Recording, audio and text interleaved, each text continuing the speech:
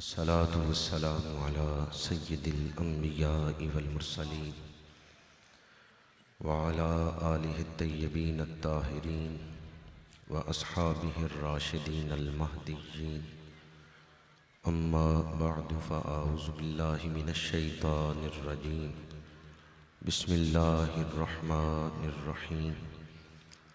قل بفضل الله وبرحمته فبذلك فليفرحوا.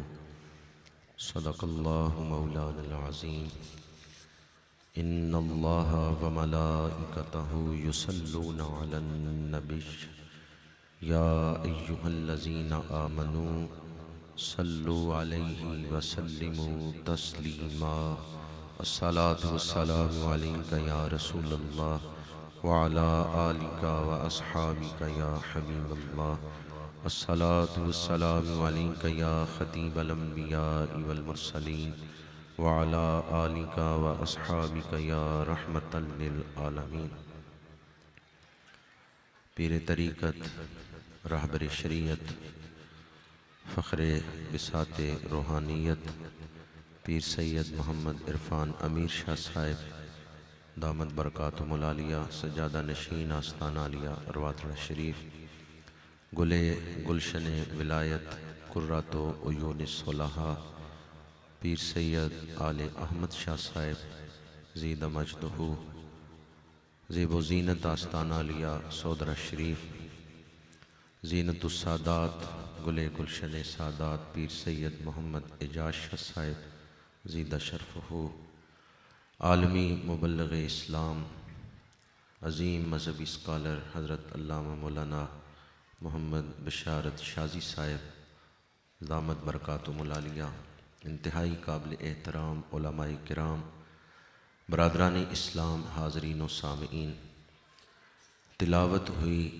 نعت خوانی ہوئی، بیان ہو رہا ہے، اور میرے بیان کے بعد بھی نعت خوانی، پھر درود و سلام، ہم سب مل کر محبتوں کا ایک گلدستہ تیار کر رہے ہیں جسے آج مدینہ منورہ بھیجنا ہے۔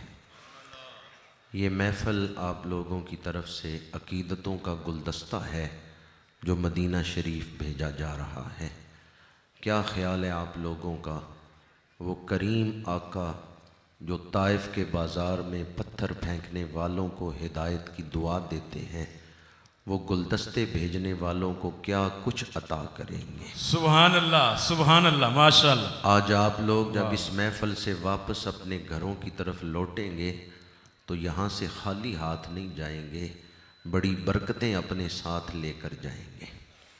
کتنا پیارا وقت ہے جو ہمیں اس وقت حاصل ہے، کتنی سہانی گھڑیاں ہیں کہ ہم مدینہ منورہ کی یاد دلوں میں سجائے ہوئے اور ذکر رسالت مآب ہونٹوں پہ سجائے ہوئے اس محفل پاک میں حاضر ہیں۔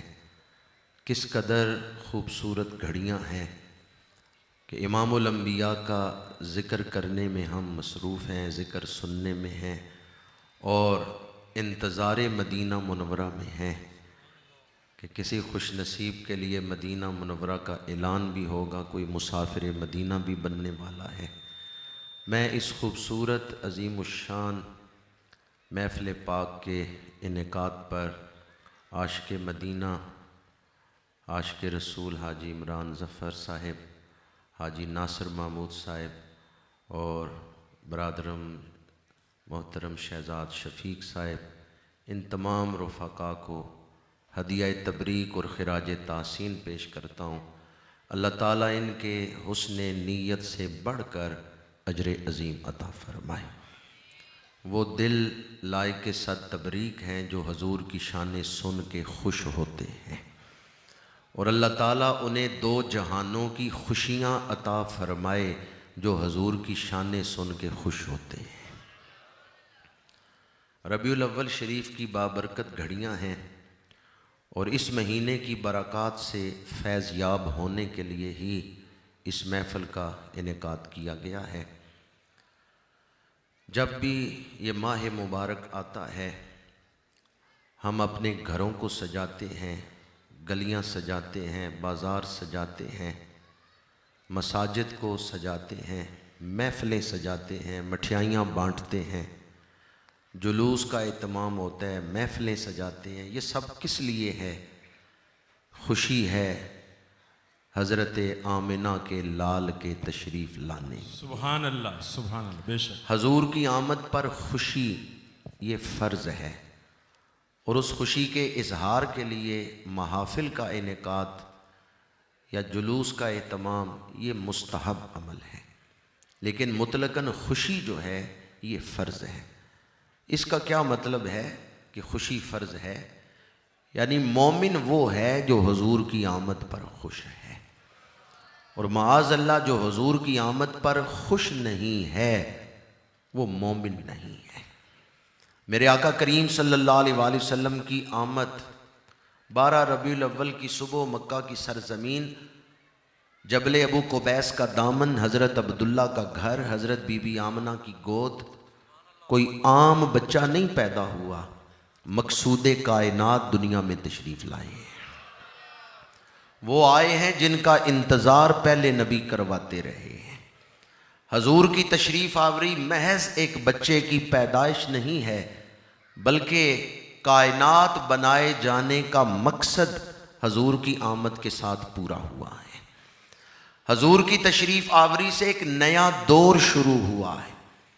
انسانیت جس ڈگر پہ چل رہی تھی، لوگ اسی ڈگر پہ چلتے رہتے تو آج دنیا میں کوئی انسان نظر نہ آتا، سب حیوان ہی ہوتے، جبلتوں کے غلام ہوتے۔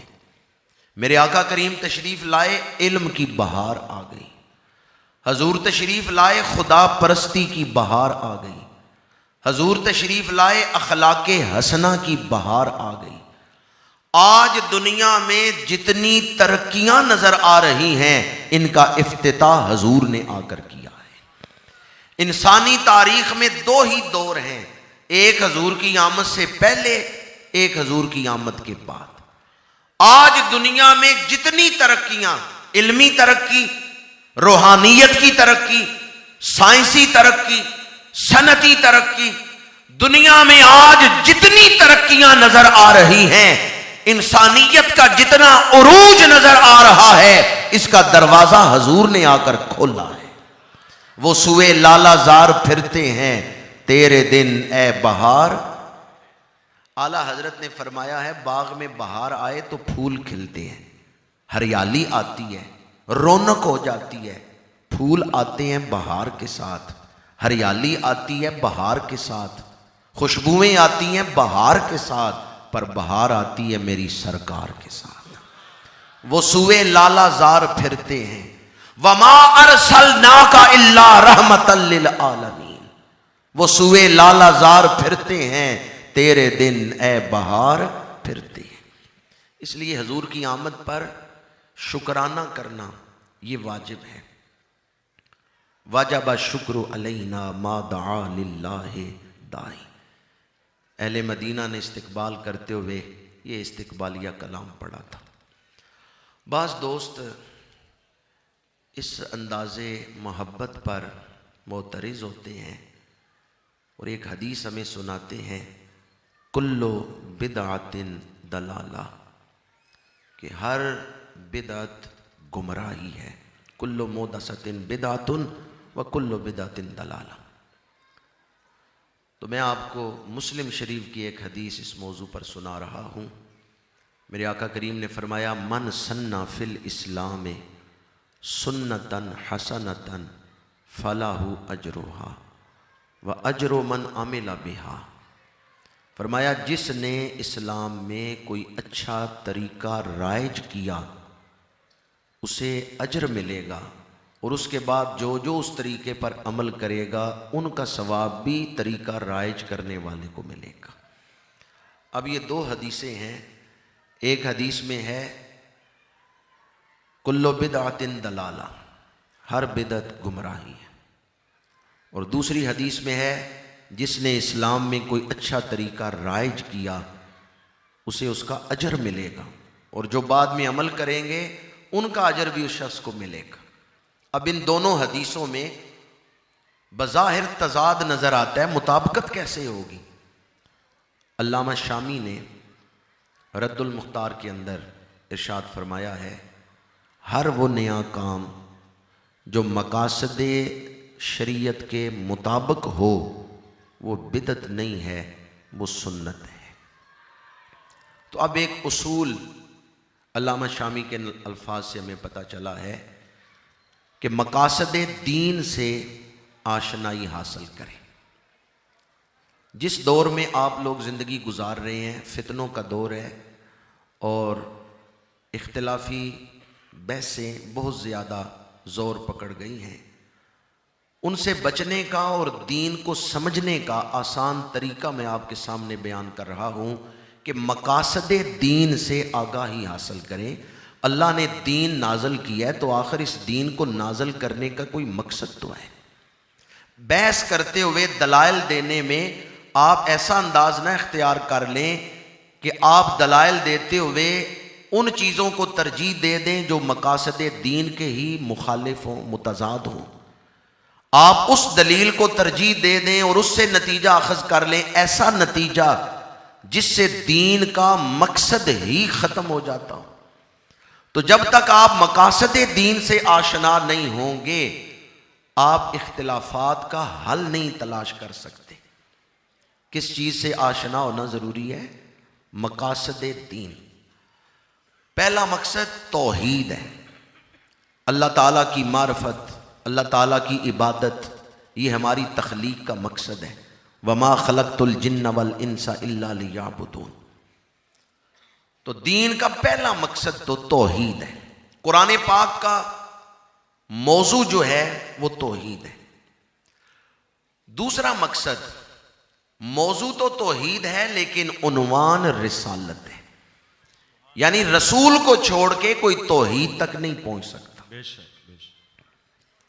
کائنات کی نشانیاں دیکھ کر کوئی یہ تو کہہ سکتا ہے کہ اس کائنات کا بنانے والا خدا ہے، لیکن وہ خدا کیسا ہے، کن چیزوں سے خوش ہوتا ہے، کن سے ناراض ہوتا ہے، اس کی کون سی شانیں ہیں اور کون سی چیز اس کی شان کے لائق نہیں، یہ بتائے گا تو رسول بتائے گا۔ ان چیزوں کا علم ہوگا تو دروازہ نبوت سے ہوگا۔ اس لیے رسول کو چھوڑ کر توحید تک نہیں کوئی پہنچ سکتا۔ تو مقاصد دین میں سے ہے نسبت رسول کو حاصل کرنا۔ پھر مقاصد دین میں ہے حلال کو اختیار کرنا اور حرام کو چھوڑنا، اور اس میں جو مقصد پیش نظر ہے وہ ہے نجاست کو چھوڑنا اور طہارت کو اختیار کرنا۔ نہ انسان کے کپڑوں پہ پلیدی لگی ہوئی ہو، نہ انسان کے دل پہ پلیدی لگی ہوئی ہو۔ انسان کا ظاہر بھی پاکیزہ ہو، انسان کا باطن بھی پاکیزہ ہو۔ یہ دین کے مقاصد میں سے ہے۔ انسان حلال کو اختیار کرے، حرام سے اپنے آپ کو بچائے، یہ دین کے مقاصد میں سے ہے۔ انسان آخرت کی فکر کرے اور دنیا میں مسافر کی طرح زندگی گزارے، اپنے اصل مقام کو اور اصل زندگی کو پہچانے، یہ نزول قرآن کے مقاصد میں سے ہے۔ 5 مقاصد میں نے بیان کیے، اگرچہ اور بھی مقاصد ہیں، لیکن آج کی محفل کے حوالے سے جو چیز میں آپ کے سامنے عرض کرنا چاہتا ہوں، توحید ہماری تخلیق کا مقصد ہے، لیکن یہ مقصد دروازہ رسالت پہ آنے سے پورا ہوتا ہے۔ الحمد سے والناس تک پورا قرآن پڑھ کے دیکھ لیں، اللہ اور اس کے رسول کی ذات میں فرق ہے، بات میں کوئی فرق نہیں ہے۔ اللہ اور اس کے رسول کی ذات میں فرق ہے، وہ خالق ہے، یہ مخلوق ہے، وہ مالک ہے، یہ مملوک ہے، وہ بنانے والا، یہ بننے والے۔ اللہ اور اس کے ذات، اللہ اور اس کے رسول کی ذات میں فرق ہے، بات میں کوئی فرق نہیں ہے، معاملے میں کوئی فرق نہیں ہے۔ جو معاملہ آپ رسول کے ساتھ کر رہے ہیں وہ معاملہ آپ خدا کے ساتھ کر رہے ہیں۔ میں یوتے رسول فقد اطاع اللہ۔ الحمد سے والناس تک پورے قرآن کا خلاصہ یہ ہے، قل ان کنتم تحبون اللہ فاتبعونی یحببکم اللہ۔ اللہ نے فرمایا محبوب جو تیرا ہے وہ میرا ہے، جو تیرا نہیں وہ میرا۔ اسی کا تکبیر، نعرہ رسالت، نعرہ رسالت، نعرہ تحقیق، نعرہ حیدری، عظمت و شان مصطفیٰ کریم، جشن آمد رسول۔ اسی کا ترجمہ کرتے ہوئے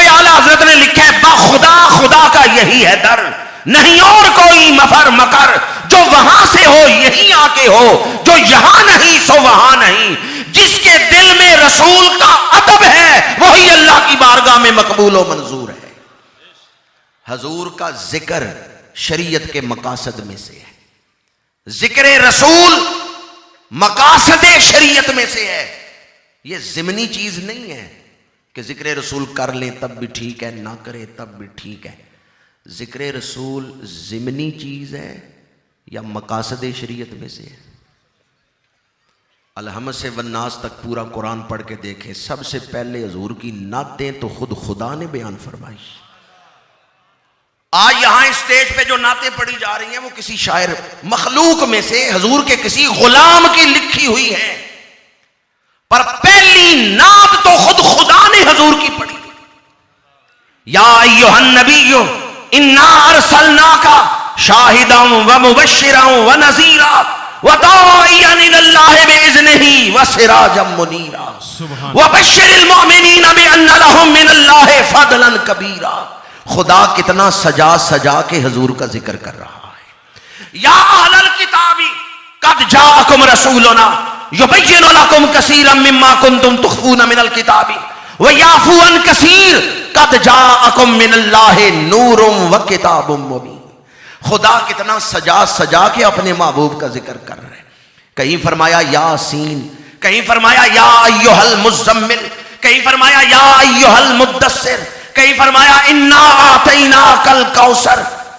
سب سے پہلی نعت کس نے پڑھی؟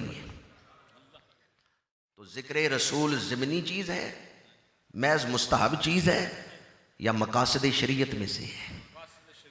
میلاد کی محفل کر کے ہم شریعت کا مقصد ہی پورا کر رہے ہیں۔ میلاد کی محفل میں کیا ہوتا ہے؟ حضور کا ذکر، اور حضور کا ذکر جو ہے یہ مقاصد شریعت میں سے ہے۔ جب یہ آیت نازل ہوئی وَرَفَعْنَا لَكَ ذِكْرَكَ، آپ کو پتہ ہے اس وقت دنیا میں مسلمان کتنے تھے؟ اسلام صرف ایک شہر تک محدود ہے، مکے سے باہر کسی دوسرے شہر میں مسلمان کوئی نہیں، اور انگلیوں پہ مسلمان گنے جا سکتے تھے، اتنے تھوڑے مسلمان تھے اس وقت۔ مشرکین مکہ نے مشورہ کیا کہ اسلام کو ہم نے روکنا کس طرح ہے۔ ایک کافر کھڑا ہوا، اس نے کہا مٹھی بھر مسلمان ہیں، ہم انہیں پیس کے رکھ دیں گے، ان مسلمانوں کو ختم کرنا تو کوئی مشکل نہیں، ہم مکے سے باہر حضور کا ذکر نہیں پہنچنے دیں گے، آنے والی نسلوں کو تو پتہ ہی نہیں چلے گا کہ مکے میں کسی ہستی نے اعلان نبوت کیا تھا۔ انہوں نے حضور کا، ان کافروں نے حضور کا نام لے کے یہ عزم کیا کہ ہم اسلام کو مکے میں مٹا دیں گے، مکے سے باہر کسی دوسرے شہر میں آنے والی نسلوں کو تو علم ہی نہیں ہوگا کہ مکے میں کسی ہستی نے اعلان نبوت کیا تھا۔ جب یہ بات میرے آقا کریم کی بارگاہ تک پہنچی، حضور کا قلب اقدس دکھا، اللہ کریم نے فرمایا جبریل جا میرے محبوب کے سینے پہ سامان تسکین نازل کر کے آ۔ جبریل یہ آیت لے کے آئے وَرَفَعْنَا لَكَ ذِكْرَكَ۔ اللہ نے فرمایا محبوب ہم نے آپ کی خاطر آپ کا ذکر بلند کر دیا، آپ کی خاطر آپ کا ذکر۔ بہت سے نوجوان بیٹھے ہیں، اگر کوئی غیر مسلم آپ سے پوچھ بیٹھے وٹ از قرآن، قرآن کیا ہے، تو آپ اس کو بتا سکتے ہیں قرآن کیا ہے؟ اگر کوئی آپ سے دلیل مانگے کہ قرآن کے کلام خدا ہونے پہ کوئی دلیل دو، تو یہی آیت آپ اس کو سنائیں وَرَفَعْنَا لَكَ ذِكْرَكَ۔ جس دور میں یہ آیت اتری تھی اس دور کو سامنے رکھیں اور آج کے دور کو دیکھیں۔ جب یہ آیت اتری اسلام صرف مکے میں تھا، چند مسلمان تھے، اس وقت قرآن نے اعلان کیا ہے، اللہ نے فرمایا محبوب ہم نے آپ کی خاطر آپ کا ذکر بلند کر دیا ہے۔ جس دور میں یہ آیت اتری اس دور کو ذہن میں لائیں اور موجودہ دنیا کو دیکھیں، مشرق سے مغرب تک کون سا آزاد ملک ایسا ہے جس میں میرے آقا کا میلاد نہیں منایا جا، سبحان اللہ، جس میں حضور کا ذکر نہیں ہو رہا؟ پاکستان میں محافل میلاد، عرب شریف میں محافل میلاد، چائنا میں محافل میلاد، یورپ میں میلاد منایا جا رہا ہے، امریکہ میں میلاد منایا جا رہا ہے، برطانیہ میں میلاد منایا جا رہا ہے۔ علامہ اقبال اقبال اس آیت کا ترجمہ کرتے ہوئے فرماتے ہیں چشم افلاک یہ نظارہ ابد تک دیکھے، رفعت شان و رفعنا لک ذکرک دیکھے. ابھی تو جو زمانہ گزرتا جائے گا لوگ اپنی آنکھوں سے دیکھیں گے قرآن نے جو کہا تھا وہ سچ کہا. صدقے یا رسول اللہ، سبحان اللہ. نعرہ رسالت، آمد مصطفیٰ، آمد مصطفیٰ، سرکار کی آمد، سرکار کی آمد، مکی کی آمد، مدنی کی آمد، آمد مصطفیٰ. ایک محفل آج آپ یہاں سجا کے بیٹھے ہیں، ایک محفل صحابہ مسجد نبوی میں سجا کے بیٹھے تھے. مسند امام احمد کی حدیث آپ کو سنا رہا ہوں. حاجی صاحب کا جذبہ دیکھ کر، ان کی محبت، ان کا ولولہ دیکھ کر مجھے عشاقان رسول کی محبتیں، وہ روایات ذہن میں آ گئیں. صحابہ کرام بیٹھے ہیں مسجد نبوی میں، حضور کا ذکر کر رہے ہیں. مسند امام احمد کی حدیث ہے، میرے آقا تشریف لائے. ما اجلسکم، اے صحابہ کیوں محفل لگا کے بیٹھے ہو؟ کس چیز نے تمہیں یہاں بٹھایا ہے؟ صحابہ نے عرض کیا ہم اس لیے بیٹھے ہیں کہ اللہ کا ذکر کریں. وَنَحْمَدُهُ عَلَى مَا هَدَانَا لِلْإِسْلَامِ وَمَنَّ عَلَيْنَا بِكَ، ہم اللہ کی حمد کریں، اس نے ہمیں ہدایت دی ہے، اسلام عطا کی ہے، اور آپ کو دنیا میں بھیج کر اس نے ہمارے اوپر احسان کیا. سبحان اللہ. تو جس محفل میں صحابہ اللہ کا شکر کر رہے تھے کہ اس نے حضور کو بھیجا ہے، وہ کون سی محفل ہے؟ محفل میلاد. چند لوگ ہی بولے ہیں کون سی محفل ہے. دوبارہ حوالہ دے رہا ہوں مسند امام احمد یا دارمی اٹھا کے دیکھیں. میرے آقا کریم نے فرمایا ما اجلسکم، صحابہ کس چیز نے تمہیں یہاں بٹھایا ہے، کیوں محفل کر رہے ہو؟ انہوں نے عرض کیا ہم اللہ کا شکر کر رہے ہیں. نحمدہ علی ما ہدانا للاسلام ومن علینا بک، آپ کو دنیا میں بھیج کر اللہ نے ہمارے اوپر احسان کیا ہے، ہم اللہ کا شکر کر رہے ہیں. میرے آقا کریم نے فرمایا کیا تم قسم اٹھا سکتے ہو کہ اس نیت سے ہی بیٹھے ہو؟ صحابہ نے عرض کیا ہم قسم اٹھا کے کہتے ہیں یا رسول اللہ اسی نیت سے ہم بیٹھے ہیں. میرے آقا کریم نے فرمایا میں نے قسم اس لیے اٹھوائی ہے، مجھے تمہارے اوپر اعتماد تھا، قسم اس لیے اٹھوائی ہے، ایک انعام آیا ہوا تھا وہ تم تک پہنچانا تھا، قسم اٹھوا کے تمہارا مستحق ہونا ظاہر کیا ہے. سبحان اللہ. پھر فرمایا تم یہاں بیٹھ کے اللہ کی حمد کر رہے ہو اور میری بعثت پر شکرانہ کر رہے ہو، اللہ فرشتوں کی محفل میں تمہارا ذکر کر رہا ہے. سبحان اللہ. اللہ فرشتوں کی محفل میں تمہارے اوپر فخر کر رہا ہے. آج اس محفل پاک میں بیٹھنے والوں، آپ سر کی آنکھوں سے ہی محفل کا منظر نہ دیکھیں، ایمان کی نظر سے دیکھیں آپ کس کی محفل میں آئے بیٹھے. آپ کسی عامی کا ذکر نہیں کر رہے، آپ رحمت للعالمین کا ذکر کر رہے ہیں. اور حضور کا ذکر مقاصد شریعت میں سے ہے. قرآن مجید میں اقم الصلاۃ لذکری، اللہ نے فرمایا نماز قائم کرو میرے ذکر کے لیے. نماز کس لیے قائم کرو؟ میرے ذکر. نماز اللہ کا ذکر ہے، حضور کا ذکر مقصد شریعت ہے. اس پر دلیل دے رہا ہوں. اقم الصلاۃ لذکری، فرمایا نماز قائم کرو میرے ذکر کے لیے. ہم نماز پڑھنے آئے، اللہ کا ذکر کرنے آئے. تکبیر تحریمہ کہی، اللہ کا ذکر. ثنا پڑھی، اللہ کا ذکر. قیام کیا، رکوع کیے، سجدے کیے، اللہ کا ذکر. آگے قادے میں تشہد پڑھنے لگے، التحیات للہ والصلوات والطیبات، اللہ کا ذکر. السلام علیکہ ایھا النبی، یہ کس کا ذکر ہے؟ بھی نماز تو اللہ کا ذکر ہے، تو آپ نماز میں حضور کا ذکر کیوں کر رہے ہیں؟ ہم آئے نماز پڑھ کے اللہ کا ذکر کرنے، اللہ ہمیں نماز میں بٹھا کے اپنے محبوب کا ذکر کروا رہا ہے. پتا چلتا ہے منشائے شریعت یہ ہے کہ اللہ کے رسول کا ذکر ہوتا رہے. حضور کا ذکر مقاصد دین میں سے ہے، کیونکہ حضور کا ذکر ہوگا تو اس سے دل اللہ کی طرف متوجہ ہوگا، حضور کا فیض ملے گا حضور کے ذکر سے، تو دل کی میل اتر جائے گی. حضور کے ذکر کو عام نہ سمجھنا. محافل میلاد میں یا بالخصوص محفل نعت میں مقصد ہی حضور کا ذکر ہے.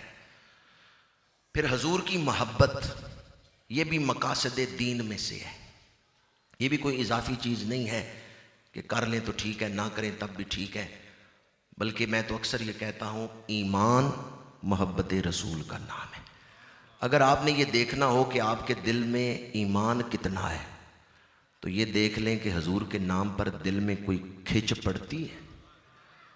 حضور کا ذکر سن کے دل میں جتنی کھچ پڑتی ہے نا، اتنا ہی ایمان ہے آپ کے اندر۔ ایمان حضور کے ساتھ ذہنی تعلق کا نام نہیں، قلبی تعلق کا نام ہے۔ جب تک حضور کے ساتھ قلبی تعلق نہ ہو اس وقت تک دل میں ایمان متحقق نہیں ہوتا۔ ایک ہے ذہنی تعلق، ایک ہے قلبی تعلق۔ ذہنی تعلق تو ابو جہل کو بھی حاصل تھا۔ ابو جہل کو نہیں پتا تھا کہ حضور کس خاندان میں آئے ہیں، کس شہر میں آئے ہیں، حضور کے بارے میں وہ علم رکھتا تھا یا نہیں رکھتا تھا؟ کتنی عمر میں آپ نے اعلان نبوت کیا ہے؟ 40 سال کی عمر میں۔ یہ تو ابو جہل کو بھی پتا تھا، بلکہ اس نے تو معجزے بھی دیکھے ہیں۔ ہم نے تو معجزوں کے بارے میں پڑھا ہے، ابو جہل نے تو معجزے دیکھے ہیں، اس کی مٹھی میں کنکریوں نے کلمہ پڑھا ہے، لیکن کیا حضور کے بارے میں یہ علم رکھنے کی وجہ سے وہ مسلمان ہو گئے ہیں؟ حضرت صدیق اکبر کو جو تعلق حاصل ہے نا، وہ قلب کا تعلق ہے۔ بلال حبشی کو جو حضور کے ساتھ تعلق حاصل تھا وہ کون سا تعلق تھا؟ قلب کا تعلق، دل کا تعلق۔ حضور کا ذکر سن کے جو کھچ پڑتی ہے دل میں، وہ ایمان ہے۔ ایک ہوتی ہے خبر، ایک ہوتی ہے بشارت۔ لفظ دونوں عربی کے ہی ہیں لیکن دونوں میں فرق ہے۔ آپ کوئی ایسی بات سنیں جس سے آپ کے علم میں تو اضافہ ہوا ہے لیکن دل کو خوشی نہیں ہوئی، ویسے علم میں اضافہ ہوا ہے، کوئی بات پتہ چل گئی ہے، وہ خبر ہے۔ لیکن ایسی بات جسے سن کے دل خوش ہو جائے، وہ بشارت ہے۔ مثال کے طور پہ اگر محکمہ موسمیات والے خبر دیں ابھی کل بارش ہوگی،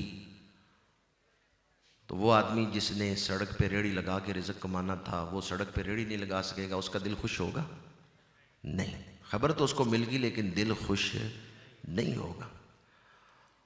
اور کوئی کسان جس نے بیج ڈالا ہوا تھا اور پانی دے نہیں سکتا تھا، بارش کا انتظار تھا، اسے پتہ چلے ابھی کل بارش ہو رہی ہے، وہ یہ خبر سنے تو دل پتہ چلتا ہے بعض چیزوں کے ساتھ دل لگا ہوا ہوتا ہے۔ وہ خبر جسے سن کے دل خوش ہو اسے بشارت کہتے ہیں۔ حضرت عیسیٰ علیہ السلام حضور کا ذکر کر رہے ہیں اپنی قوم کے سامنے۔ قرآن پاک اٹھا کے دیکھے، حضرت عیسیٰ نے مخبر کا لفظ نہیں بولا، مبشر کا لفظ بولا ہے۔ حضرت عیسیٰ علیہ السلام نے یہ نہیں فرمایا مخبرم برسول یاتی من بعد اسمہ احمد، بلکہ حضرت عیسیٰ کہتے ہیں مبشرم برسول یاتی من بعد اسمہ احمد، میں تمہیں بشارت دینے آیا ہوں، میرے بعد بڑی شانوں والا رسول آ رہا ہے۔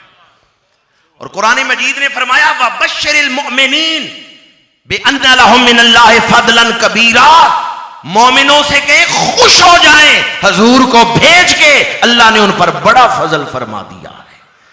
تو یہ خوشی کا حکم کس نے دیا ہے؟ اللہ نے دیا ہے۔ اس لیے آئیں آج ہم ارادہ کرتے ہیں، 12 ربیع الاول کا دن آ رہا ہے، 10 نومبر کو انشاءاللہ ہم پچھلے سالوں سے بڑھ کے میلاد منائیں گے۔ چند لوگوں نے انشاءاللہ کہا، باقیوں کا کیا خیال ہے؟ ماشاءاللہ۔ میں ہاتھ کھڑے کروانا مقصد نہیں تھا، میں دلوں پہ دستک دینا چاہتا ہوں۔ آپ میں سے کوئی گارنٹی سے کہہ سکتا ہے ابھی اگلا ربیع الاول بھی اسے نصیب ہوگا؟ کوئی پتہ نہیں، ہماری زندگی کا آخری ربیع الاول ہو۔ اس انداز میں منائیں کہ دل میں کوئی حسرت نہ رہ جائے۔ بعض دوست اپنی دنیاوی مجبوریوں کی وجہ سے مجھے فلاں کام ہے، مجھے فلاں مجبوری ہے، وہ اس دن تجھ کو احتشام کے ساتھ، عقیدت و اخلاص کے ساتھ میلاد شریف منانے میں شامل نہیں ہوتے، یا اپنی دنیا میں یوں مصروف رہتے ہیں کہ پورا مہینہ ہی وہ میلاد شریف نہیں منا سکتے۔ کس بے وفا دنیا کے لیے آپ اپنے رب کو ناراض کر رہے ہیں، اپنے رسول کو ناراض کر، آپ کے پاس وقت نہیں کہ نماز پڑھ سکیں یا حضور پہ درود پڑھ سکیں، کس بے وفا دنیا کے لیے۔ یہ چند دن پہلے پاکستان میں قیامت کا ایک منظر جو ہے نا، اس کا ٹریلر دکھایا گیا ہے۔ چند دن پہلے جو ٹرین کا حادثہ ہوا ہے، 72 یا 74 آدمی اس میں نظر آتش ہو گئے ہیں، اچانک موت میں مبتلا ہوئے ہیں۔ ان میں یہ واقعہ پیش آیا کہ ایک گھر کے 4 آدمی تھے، ماں تھی، بیٹی تھی، 2 بھائی تھے۔ جب آگ شدت اختیار کر گئی ہے تو دونوں بیٹوں نے باہر چھلانگ لگائی ہے، بچ گئے۔ جب آگ بجھی ہے وہ ماں کو اور بہن کو تلاش کر رہے تھے، ماں بھی جل گئی ہے، بہن بھی جل گئی ہے۔ ماں کو جلتا ہوا چھوڑ کے جب بیٹے نے باہر چھلانگ لگائی ہے، یہ نفسا نفسی کا عالم نہیں ہے، یہ تو قیامت کے دن ہوگا۔ یوم یفر المرء من اخیہ وامہ وابیہ وصاحبتہ وبنیہ۔ کس بے وفا دنیا کے لیے آپ اپنے رب کو ناراض کر رہے ہیں؟ سیالکوٹ میں میرے ایک دوست ہیں، وہ کہتے ہیں یہاں ایک امیر آدمی بیمار ہوا، ہیلی کاپٹر پہ اسے سیالکوٹ سے لاہور لے کے گئے، یعنی امیر نہیں، امیر ترین تھا۔ پیسوں سے بندہ دوائی خرید سکتا ہے، زندگی تو نہیں خرید سکتا۔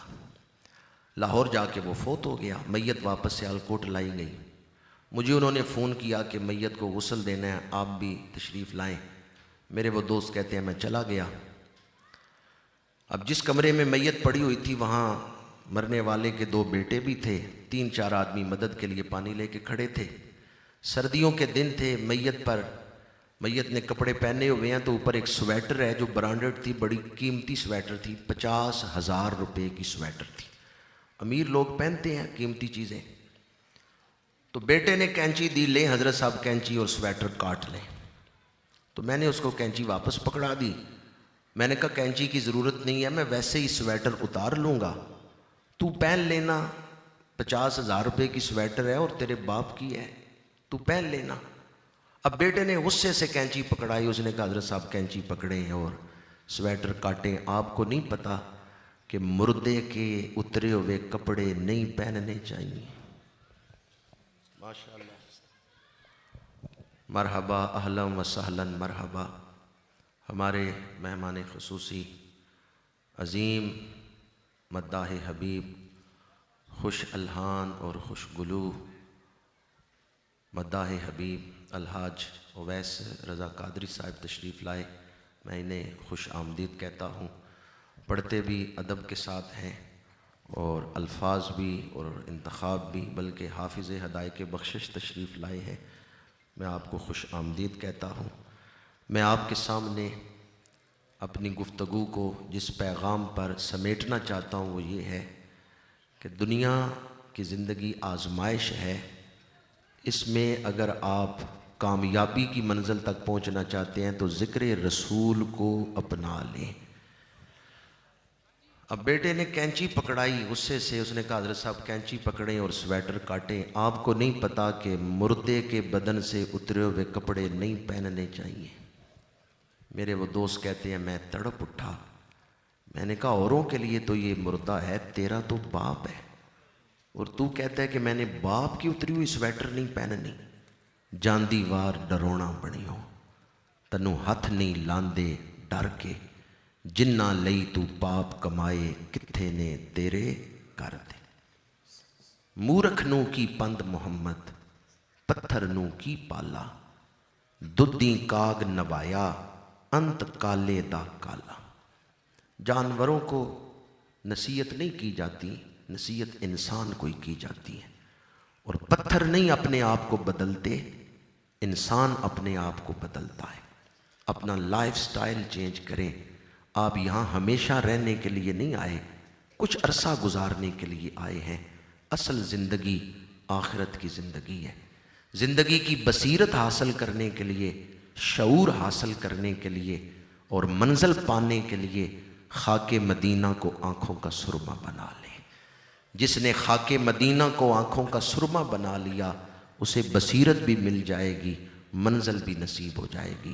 کی محمد سے وفا تو نے تو ہم تیرے ہیں، یہ جہاں چیز ہے کیا، لوح و قلم تیرے ہیں، وما علینا الا البلاغ۔